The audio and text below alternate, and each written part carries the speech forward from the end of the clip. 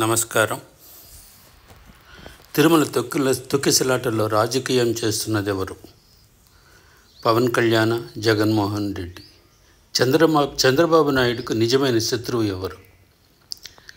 YCP పెద్దల లేదా జనసేన పెద్దల? ఎవరిని డామినేట్ చేస్తున్నారు? ఇది ఈ వీడియోలో మనం తెలుసుకునే ముందు దయచేసి నా వీడియోను లైక్ చేయండి. మీరు ఒక్క లైక్ ఇస్తే 10 మందికి చేరుతుంది.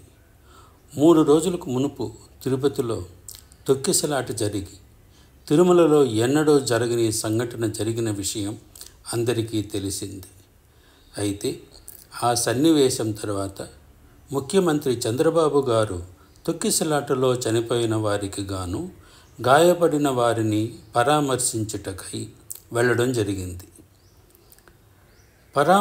పరామర్శించిన తర్వాత టీటీడీ అధికారులపై ఆగ్రహం వ్యక్తం చేస్తూ, ఇలా ఉంటే సరికాదు, మీరు సమన్వయంగా నడుచుకోవాలని వారికి సూచించడం జరిగింది.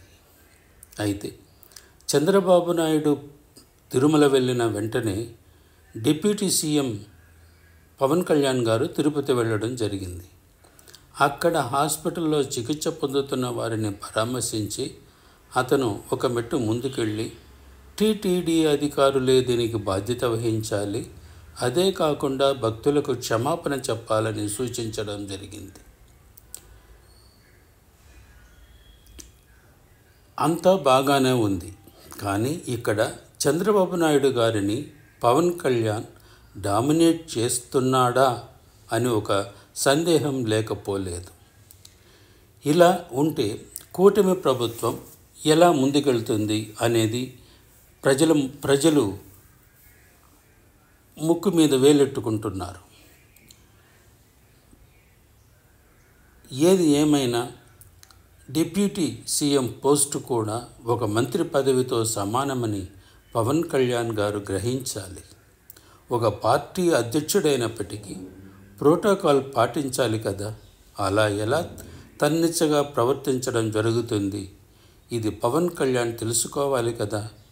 కూటమిలో ఎప్పుడు విరిసలొస్తుందా అని, ఎప్పుడు మనం డామినేట్ చేయబోతామా, ఎప్పుడు మనం రాజకీయ లబ్ధి పొందుదామా అని ఒక పార్టీ ఎదురు చూస్తున్నది కదా. అది ఎవరో కాదు, వైఎస్ఆర్సీపీ పార్టీయే కదా. పవన్ కళ్యాణ్కు ఇది తెలియదా?